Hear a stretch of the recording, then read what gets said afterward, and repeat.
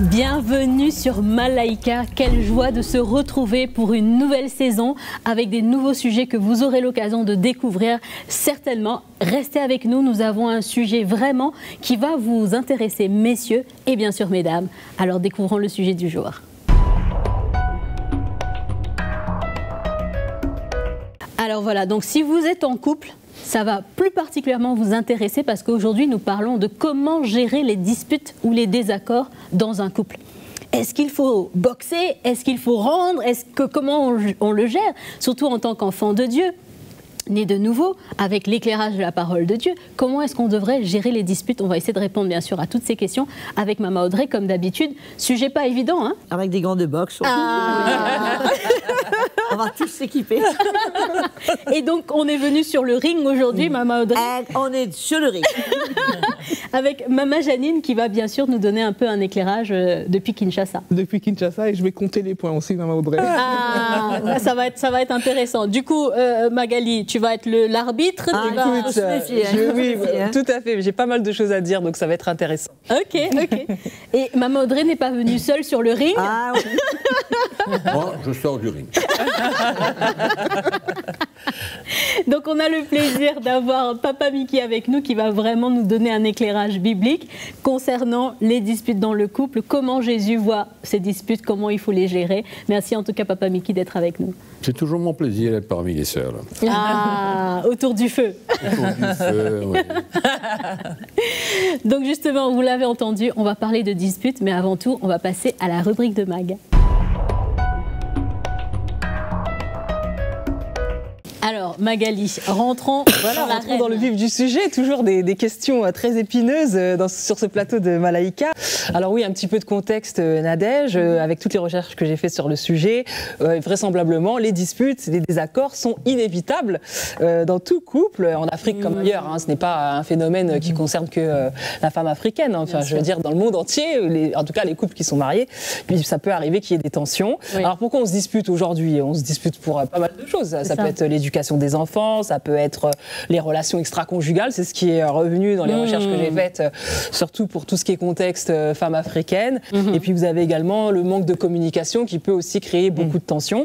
Alors c'est vrai qu'il est difficile de trouver vraiment des statistiques sur les couples et les conflits, mais j'ai quand même trouvé une donnée intéressante, par exemple une enquête de l'Organisation des Nations Unies pour l'alimentation et l'agriculture, la FAO, je ne sais pas si tu connais cet organisme.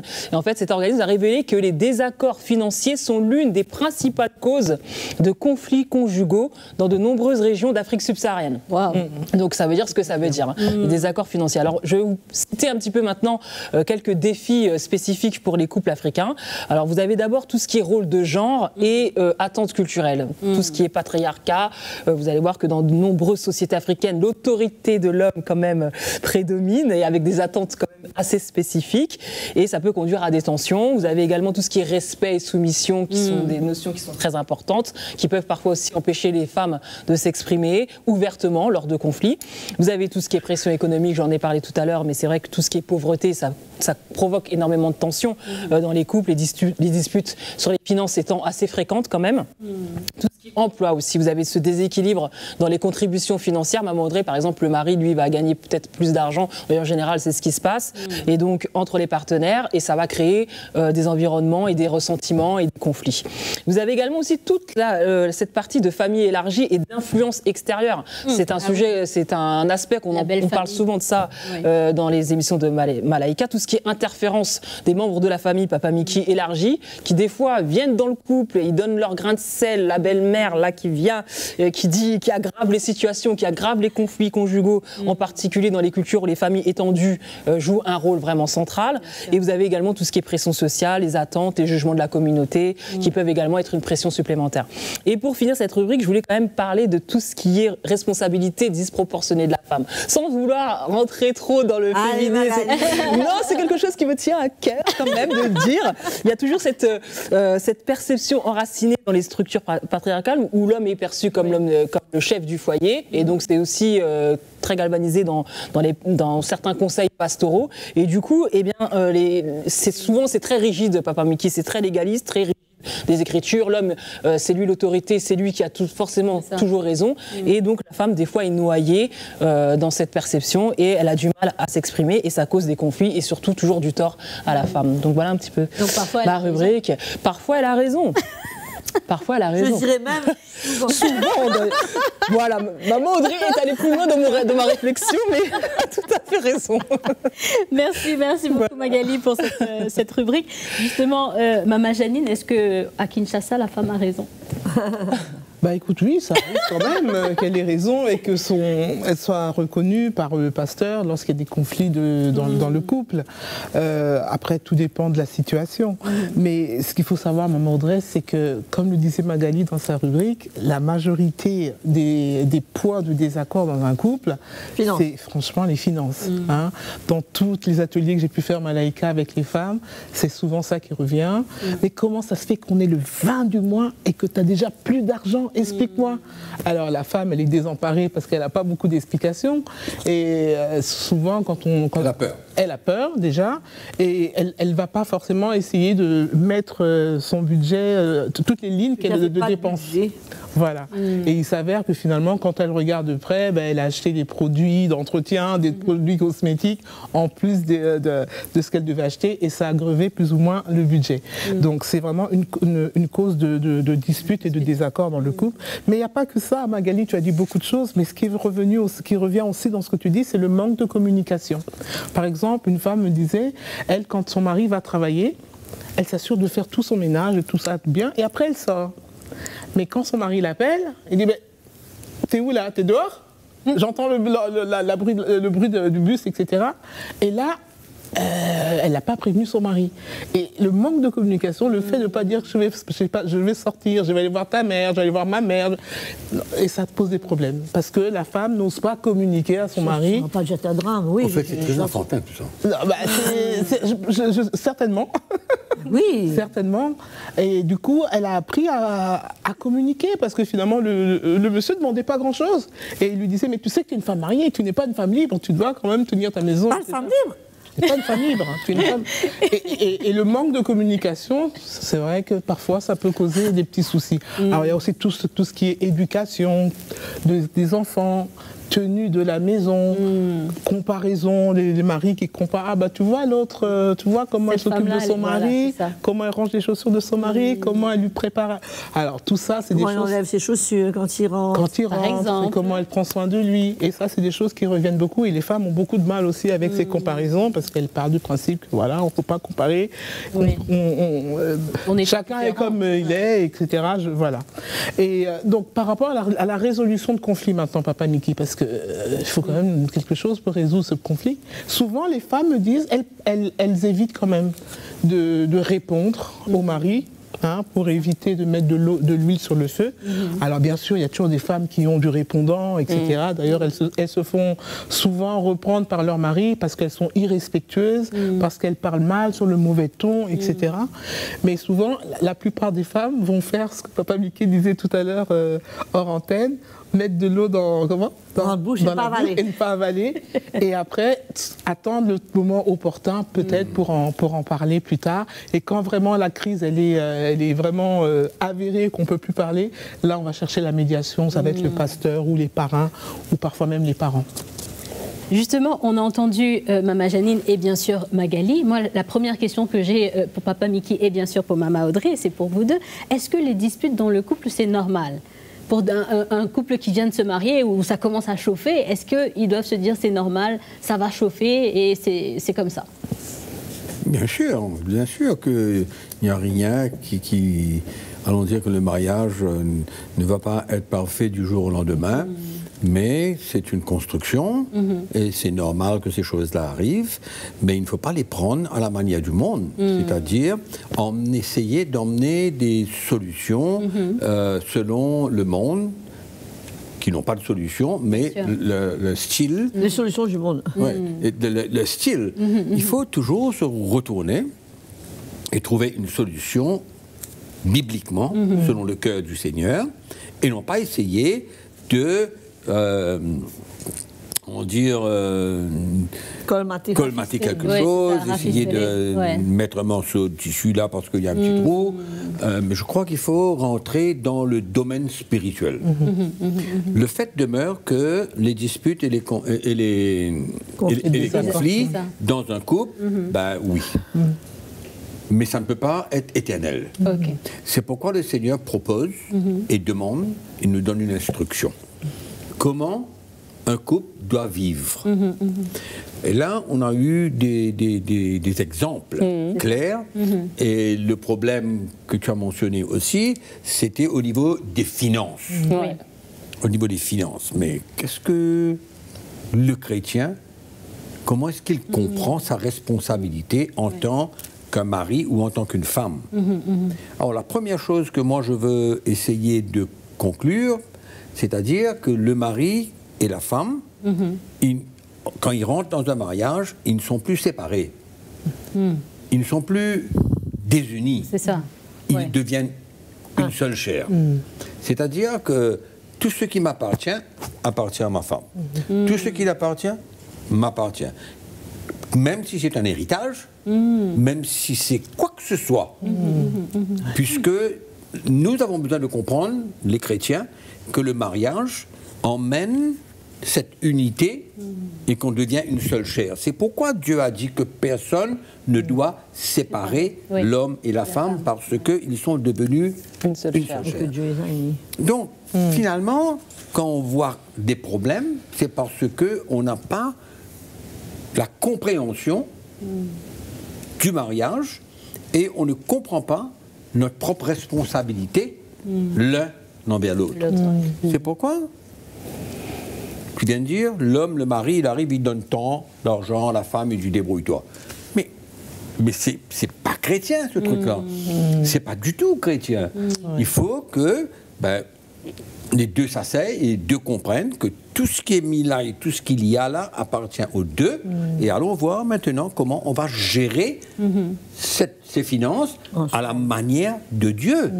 Tu vois? Et cela, automatiquement, Ça règle le conflit. ça enlève Oui. tout ce problème du côté financier.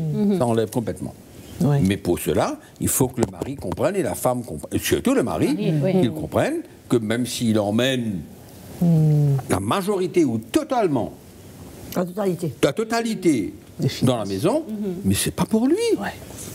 C'est pour la femme, comme pour lui, c'est pour les deux ensemble. Parce que c'est son rôle, ça. C'est sa responsabilité, ça. De prendre soin de sa femme, d'emmener à la maison tout ce qu'il a besoin pour que la famille puisse vivre. Donc, ça enlève automatiquement Toute source de conflit. tout ce problème, ce Oui. conflit qui peut y avoir au niveau des finances. Et surtout, où est le problème? Alors, on disait qu'ils se sont assis, ils ont décidé qu'il y avait 5 000 francs qui allaient être francs CFA, Oui. qui vont être distribués pour la nourriture. Ok. Le 24, il ne reste plus. Ah, où est le problème? Il n'y a pas. Tu vas faire un tas d'affaires avec ta femme puisqu'il manque un peu de sous le 24. Mon vieux, reste tranquille.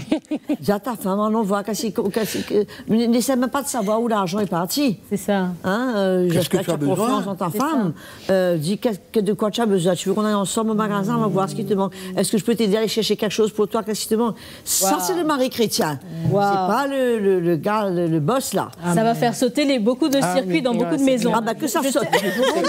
Que ça Non, saute. mais c'est une réalité. Mais c'est ça le manque de lumière qu'il y a concernant le mariage. Et on veut vivre le mariage à la manière du monde.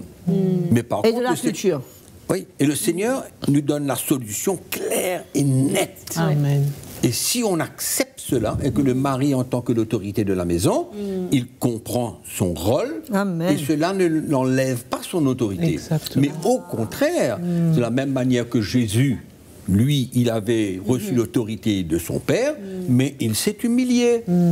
Donc, ça n'enlève pas son autorité, ça. Pas du tout. C'est pourquoi, si je comprends mon rôle en tant que mari, si je comprends mon rôle en tant que mari, ben, toutes choses vont s'apaiser. C'est ça. Et puis dans tous les autres domaines, ben, ça aussi c'est clair et net. Comme quoi que le mari doit prendre la responsabilité de cette famille et il doit, selon les Écritures, maintenant aimer sa femme comme Christ a aimé l'Église. Il Il y a un évangile que les chrétiens ont besoin d'entendre pour comprendre leurs responsabilités et ne pas se servir d'un texte de la Bible comme quoi que le mari est le chef de la femme, comme Christ est le chef du mari, etc. Mais ça, c'est technique, ça. Mais il faut prendre le tout. On ne peut pas juste prendre un petit morceau et courir avec. À ce moment-là, le mari devient le patron de la maison. Exactement, c'est ce que je voulais dire. C'est ça qui emmène les discussions, les conflits, les problèmes et tout. Je ne sais pas sur le Seigneur. Je ne peux pas être un patron. C'est ça. Je dois exercer mon autorité avec une femme qui comprend ce que c'est que la soumission. Et ensemble, on prend notre croix, ensemble, parce que c'est une croix qu'on a besoin de prendre, parce que c'est pas facile pour une femme de se soumettre, et c'est pas facile pour un homme de prendre sa responsabilité et d'aimer sa femme comme Christ a aimé l'Église. Parce que c'est quelque chose de presque dans le naturel impossible. Impossible, c'est ça. Mais le Seigneur nous demande une chose pareille. Il faut prendre ce chemin, comprendre ce que c'est que l'Évangile, et ça va enlever tous les problèmes. C'est pourquoi quand tu parles de disputes et de conflits dans le mariage, mais ça doit disparaître. Ça ne veut pas dire que ça va disparaître totalement et qu'il n'y a pas des petites discussions à gauche et à droite, parce que nous sommes quand même encore sur la terre, humains, sans être parfaits. Mais on ne peut pas se battre. Nous, on se battait tout le temps, toute la journée, mais quand le message de l'Évangile est venu à notre cœur, ça a commencé à emmener la lumière, j'ai compris ma responsabilité et je dis Seigneur, tu as besoin de m'aider pour changer maintenant. J'ai besoin de l'aimer comme Christ a aimé l'Église. Je ne suis pas encore arrivé, mais je suis sur le chemin. Presque. C'est mignon. Je suis sur le chemin, mais c'est clair, ça, il n'y a pas de problème. Et pour ma femme de se soumettre à moi aussi, elle n'est pas arrivée. Mais on a un chemin devant nous, on comprend que c'est ça qui va emmener une stabilité, une paix dans la maison et que la famille pourra grandir ensemble. Mais si on ne comprend pas ça, mais c'est ça qui est exclu de l'Église, c'est exclu. Complètement. Et on cherche des solutions humaines, des solutions mondaines. Ouais, on va en communiquer un petit peu plus. Je n'ai pas de problème de communiquer. Moi, je ne suis pas un grand communicateur. Je ne suis pas encore communicateur, mais ça peut aider un petit bout pour améliorer quelque chose, mais je ne peux pas me baser là-dessus. Bien sûr. Non, c'est mon cœur qui doit parler. C'est mon cœur qui doit emmener cette paix et cette entente. Cette entente dans la maison. Dans le couple. Et je dois comprendre que je suis la personne clé pour ça. Justement, Papa Mickey, j'ai un exemple pratico-pratique. Et Maman Audrey aussi. Disons qu'il y a dans le couple une décision à prendre par rapport aux enfants. Où est-ce qu'on va les mettre à l'école, le style d'éducation, et que les deux parties ne sont pas d'accord. Moi, j'aimerais répondre à ça, si c'est possible. Oui, bien sûr. Moi, ce que je trouve triste, très triste, c'est que un couple est dans le monde, il vient au Seigneur, et il n'y a pas de changement. Il n'y a pas de changement, le mari reste le même et la femme n'a toujours droit à rien dire. Alors que ce n'est pas la culture du royaume. Le royaume de Dieu, c'est autre chose. Le royaume de Dieu, c'est comme Mickey vient de parler, il aurait fallu que quand ce couple ou que ce mari arrive à connaître le Seigneur, on puisse voir un changement en lui. Dans son comportement. Qu'on ne voit pas quelqu'un qui vit sur une tradition de ses pères, de ses ancêtres, et comment la culture du village s'attend. Que quelqu'un qui est changé, quelqu'un qui respecte sa femme, qui réalise la bénédiction que sa femme est pour lui, et qu'il réalise les avantages, le plus que le Seigneur lui a donné, que lui, souvent, il n'a pas, et qu'il doit pouvoir puiser de ça pour le bénéfice de la famille. Il y a un petit proverbe mondain qui dit « Seul, on va vite, mais à deux, on va plus loin. » Et c'est tellement important. Quand je pense que ces maris qui sont... On ne conteste pas que l'homme ait l'autorité de la femme. On ne conteste pas ça. Qui veut contester ça? C'est pas le point. Mais c'est la manière dont il exerce cette autorité qui est le problème. C'est la compréhension qu'il a de cette autorité qui est le problème, qui blesse, qui fait du tort au couple, qui fait du tort à la famille et qui n'a rien à voir avec ce que le Seigneur s'attend de lui. Comment est-ce que cette femme va pouvoir accepter des choses que même le Seigneur n'accepte pas, que même le Seigneur ne considère pas être correct. C'est ça. Alors, donc, c'est normal que ça cause un conflit, puisque, bon, ça ne veut pas dire, puisque je suis soumise à mon mari, que On je doit n'ai tout pas accepter. droit à une opinion. C'est ça. Ça ne veut pas dire que je n'ai pas le droit d'entendre le Saint-Esprit. Bien sûr. Qui me dit, ben, écoute, c'est ça qu'il faut faire. Bien souvent, Mickey peut témoigner dans plusieurs situations. Mickey voulait faire une direction, mais moi, j'ai porté une autre proposition et on a réalisé que c'était beaucoup mieux, cette proposition, cette solution était la meilleure. Yeah, oui. Et c'est pas pour ça qu'il a perdu son autorité. C'est ça. Exact. Pas du tout. Et c'est ça qui est triste, c'est de voir que cette culture est consolidée et nourrie et que ces pauvres femmes, elles échouent Elles sont pas partout. libres. Elles échouent partout, les malheureuses. Oui. Dans l'église, on les résiste. Bah, ouais. Les parents les résistent. Les gens du monde, encore pire. Dans la maison, et le problème, c'est que les enfants, ils grandissent avec ce modèle devant eux. Et qu'est-ce qu'ils vont être plus tard? Ils reproduisent Exactement la même chose. Bah oui. Au lieu de faire avancer les principes du royaume, ils nourrissent et ils maintiennent la culture. Et ça, je suis désolée, c'est inacceptable. Absolument. Absolument inacceptable. Absolument inacceptable. C'est pourquoi il y a un manque de lumière et de révélation dans l'Église. Et au lieu d'emmener la lumière de l'Évangile dans l'Église, on pousse et on construit et on solidifie la culture. C'est ça. Et ce qu'on a appris, comment le mari doit vivre, qui il est le patron, l'homme est considéré comme Oui. Un second Dieu. une C'est ça, idole, c'est ça. et la femme, ou bien la fille, la Oui, petite oui. fille qui vient de naître. On dirait qu'elle c'est un personnage de second grade. Oui, oui, oui. Tu vois. Tout à fait. Alors c'est triste et c'est dangereux parce que ça écrase et enlève tout le caractère de cette petite enfant parce que elle est dominée. C'est ça. Déjà Dès elle est dominée, l'enfance, même si elle est l'aînée Oui, oui. et que le gamin lui il arrive ensuite. Le petit prince. ça. Et c'est lui qui va dominer, Bien parce sûr. que c'est la culture qui est comme ça. Mais il faut retourner à l'Évangile. Il faut une révélation de l'Évangile et que les couples chrétiens comprennent. Oublions le monde. Oui, oui, Le oui, oui. couple chrétien puisse comprendre quelle est la responsabilité du mari et quelle est la responsabilité de la femme. Et qu'ensemble, Bien sûr. ils sont devenus, comme je l'ai dit tout à l'heure, une seule chair, et je peux parler longuement là-dessus parce que c'est quelque chose que je partage dans toutes mes conférences avec les pasteurs. Et c'est extraordinaire, c'est qu'il y en a beaucoup qui par la suite, après avoir entendu, ils se repentent. Ils vont vers leurs femmes Oui. et ils demandent pardon à leurs femmes de la manière qu'ils les ont traitées, la manière qu'ils ont agi, qu'ils ont vécu avec elles. Et envers la famille, même les enfants. Oui. Nous avons des témoignages extraordinaires. Pourquoi? Parce que l'Évangile qui va redresser Amen. ça. C'est le message de Christ qui va Alléluia. emmener cette solution-là. C'est pas de se dire, ok, écoute, tu sais, tu m'as pas dit où tu étais. Moi, j'ai confiance en ma femme. Ah. J'ai confiance en elle. Amen. Elle dit qu'elle va rentrer à 4 heures, elle rentre à 7 heures. Oui. Je sais qu'elle est en train de servir le Seigneur quelque part, C'est qu'elle est ça. en train d'emmener quelque Il y a chose. une confiance mutuelle. Exactement. Je ne vais pas me fatiguer avec ça. Pas du tout. Parce que je sais. Au contraire, quand je rentre à 7 heures, je me dis qu'est-ce que je peux faire pour toi? Tu masses mes pieds, Moi je peux faire de l'eau. moi, c'est clair. Madame, Tu es trop bien un gentleman, toi. Madame retourne des programmes Malaika à 10h. Oui. Son plat est prêt. Oh. Tout est prêt. Son couvert, tout est prêt. Tout ce qu'elle sait, ce qu'elle a besoin, c'est devant.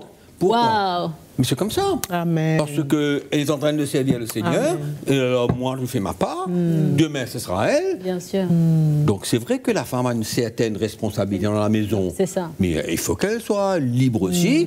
Et il faut qu'elle puisse faire des choses Mais qui que sont son sur son cœur. Et que son mari l'aide pour cette responsabilité dans la maison. Bien sûr. Ma femme a un projet. Je suis dedans. Waouh. C'est pas de problème. Pourquoi? Mais je réalise que c'est une responsabilité que j'ai. Tu vois. Mais c'est ça que l'Évangile vient emmener. L'Évangile vient emmener cet orgueil-là, cet état d'esprit où le mari est le patron C'est ça. et que c'est lui Ouais. qui va dominer, Ouais. c'est lui qui C'est va lui qui gérer contrôle tout, tout, voilà. et c'est le grand monsieur, quoi. Mais non, Christ, comment il a fait? Il s'est humilié, il a pris la forme d'un homme, il a été jusqu'à la croix, souvent il est resté tranquille, il a accepté tout. Et la parole de Dieu me dit, Marie, aime ta femme de la même manière comme Christ a aimé l'Église. C'est extraordinaire. Wow.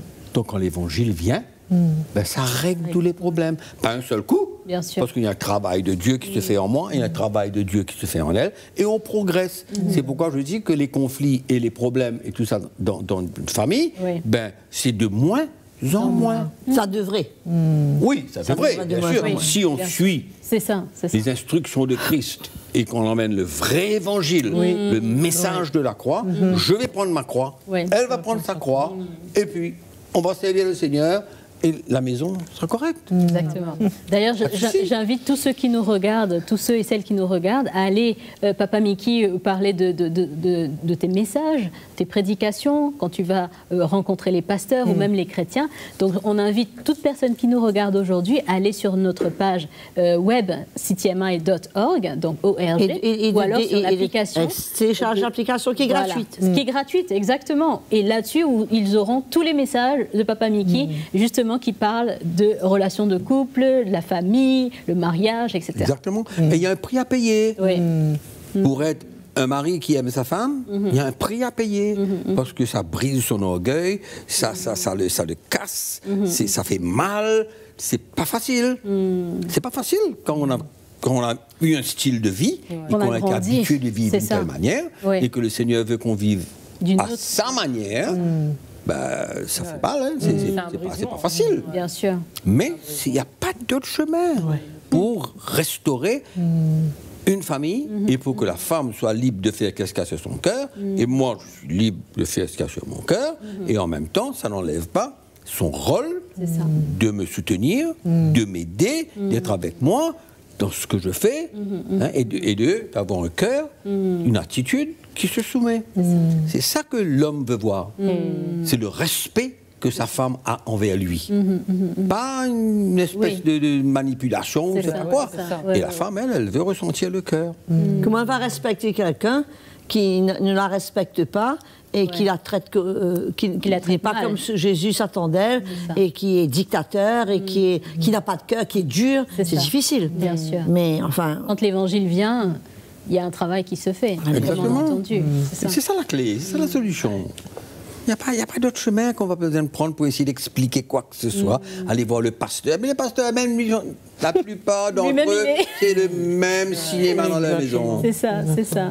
Je connais, j'ai pas besoin d'aller dans la maison pour savoir. Bien Je sûr. connais exactement ce qui se passe. Exactement. Il y aurait tellement à dire Ah oui. sur la résolution de conflits, mais en tout cas, on a eu les clés. On a eu les clés aujourd'hui. Et pour terminer, Mama Audrey, parce que le temps, justement, est arrivé à son terme, un dernier mot pour ces femmes qui sont justement dans la situation actuelle de conflits incessants avec leur mari. oui, pour les femmes. Mais avant, pour les femmes, je dirais que ces hommes-là, quelque part, je pense qu'ils veulent plaire au Seigneur. Je pense qu'ils veulent plaire au Seigneur. Et comme il disait, il y a un prix à payer pour aimer la femme. Bien sûr. Mais il y a un prix à payer pour plaire au Seigneur. Et il a aussi dit plutôt que Jésus s'est humilié. Mais Jésus s'est humilié, il a lavé les pieds de ses disciples. Il a été jusqu'à laver leurs pieds. C'est ça. Et se mit dans une serviette, il a lavé leurs pieds, et il a dit, Pierre a dit, tu ne laveras pas mes pieds, tu n'auras pas part avec moi. Mais donc, moi, je pense que il faut que les choses changent. Ta femme est fatiguée? Dis-lui, repose-toi, laisse-moi faire le repas ce soir. Elle a besoin de se reposer. Arrêtez ces histoires où je rentre, il faut que tu enlèves mes chaussures. Enlève un peu les chaussures de ta femme, masse un peu ses pieds. Elle a tellement besoin d'aller sur son pied toute la journée. Toi, tu es assis dans un bureau, la plupart du temps, ou peu importe ce que tu fais. Mais je crois que les femmes, elles doivent vraiment crier au Seigneur pour que le Seigneur les aide à garder un cœur pur. C'est ça. Je ne dis pas que à garder un peu, c'est difficile. C'est ça. Avec quelqu'un de dur, c'est difficile, qui n'a pas de cœur, qui est insensible, qui connaît que les relations sexuelles, qui ne fait que s'attendre à des choses. Et, c'est compliqué. Ouais. Elle a besoin de vraiment crier au Seigneur, parce que l'important dans tout ça, c'est qu'elles arrivent à garder un cœur pur, à pardonner. Et à faire confiance au Seigneur, que Marie aille sur le site CTMI, écoute l'Évangile, que quelque chose se passe, qu'ils viennent aux conférences, que les pasteurs viennent aux conférences, qu'ils changent, et qu'ils se mettent eux à prêcher l'Évangile dans les églises qui pourra restaurer, puisque c'est tellement important que... Mais de réaliser, moi je crois que c'est important que ces femmes-là réalisent que ce n'est pas le cœur du Seigneur pour elles. Ça, je veux le dire. Ce n'est pas le Seigneur qui vous demande d'être un tapis pour qu'on vous marche dessus et qu'on vous écrase. Ce n'est pas du tout le cœur du Seigneur. Le Seigneur s'attend à une attitude de soumission de vous, oui, mais ce n'est pas lui qui a posé cette doctrine ou cette façon de compréhension de vous traiter. Le Seigneur ne vous considère pas comme un élément de deuxième main classe, ou de deuxième classe, mais bien que vous soyez le sexe faible, que nous soyons le sexe faible, mais Jésus a payé le même prix. C'est ça. Pour te sauver et pour sauver ton mari. Donc on a la même valeur. Pas la même autorité, mais la même valeur. Yes. Donc je veux t'encourager, moi, relâche. Pardonne, demande au Seigneur de t'aider, mais comprends dans ton cœur que c'est pas le cœur du Seigneur pour toi. Ouais. Et que le Seigneur veut que tu sois libre, que tu sois bien, que tu puisses jouer ton rôle à fond dans ta famille, dire ce que tu ressens sur ton cœur et avoir ta place. Que le Seigneur te bénisse. Amen, amen. Merci beaucoup, Maman Audrey. Et bien sûr, Papa Mickey, merci infiniment pour cet éclairage. Je suis sûre que la parole de Dieu est efficace. Elle va vraiment faire son œuvre, son chemin dans les cœurs. Merci beaucoup, Maman Janine et bien sûr Magali. Et vous l'avez entendu, la restauration est possible. Notre Dieu est grand. Il peut ramener la paix dans votre couple et dans votre foyer. Donc restez accrochés. Continuez de nous regarder. Continuez de vous abonner et d'en parler surtout autour de vous. Et d'ici là, je vous dis à très très bientôt pour un autre épisode de Malaika.